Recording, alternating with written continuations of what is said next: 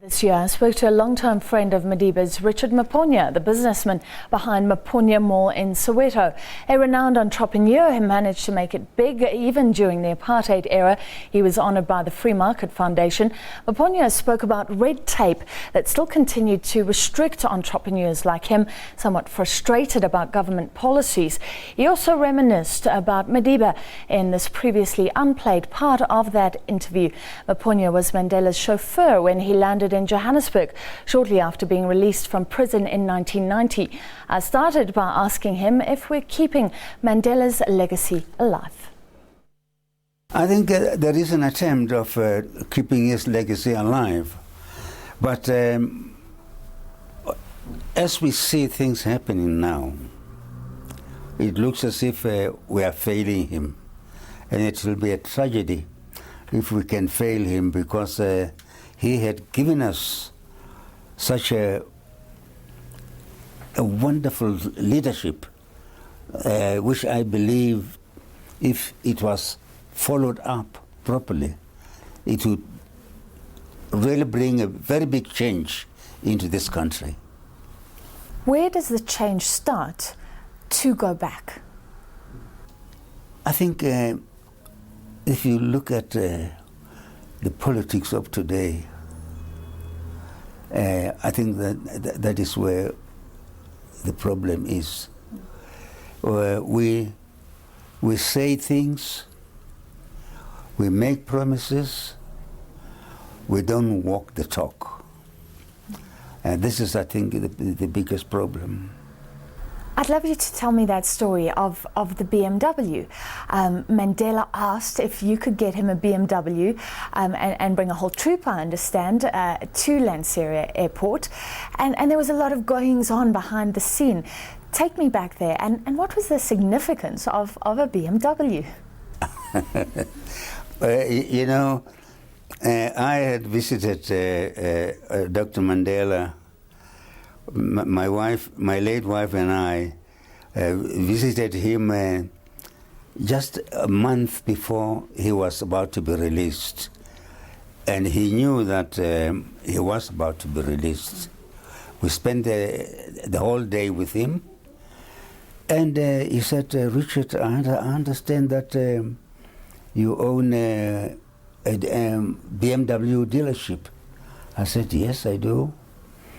And he says, "Well, you know, I'm just about to be released. Would you mind picking me up with a BMW when I'm released?" And I said, "That would be my greatest honor." And indeed, I organized 10 BMWs, all chauffeur driven. And one of the other one that was going to pick him up was driven by me personally, and we went to Lanseria.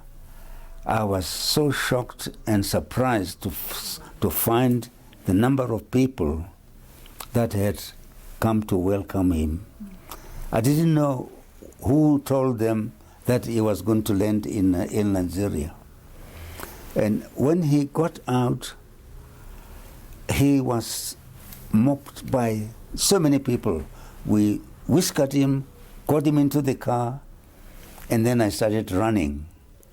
I was chased by motor cars, motorcycles, helicopters.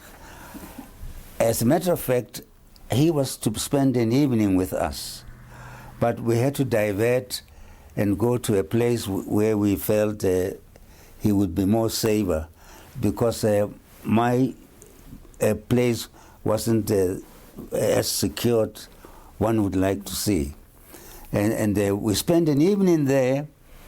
The following day rather, I was to drive him to FNB Stadium. That was the most frightful day of my life, because I had never seen so many people in one place. Sure. When we got to FNB Stadium, it was full to capacity. And people who were outside stadium and still coming were more than the people that were in the stadium. it was frightening, really frightening, because everybody wanted to just touch the man. And they didn't realize that by so doing, they could actually even kill him. Sure. And he himself was very, very, very frightened.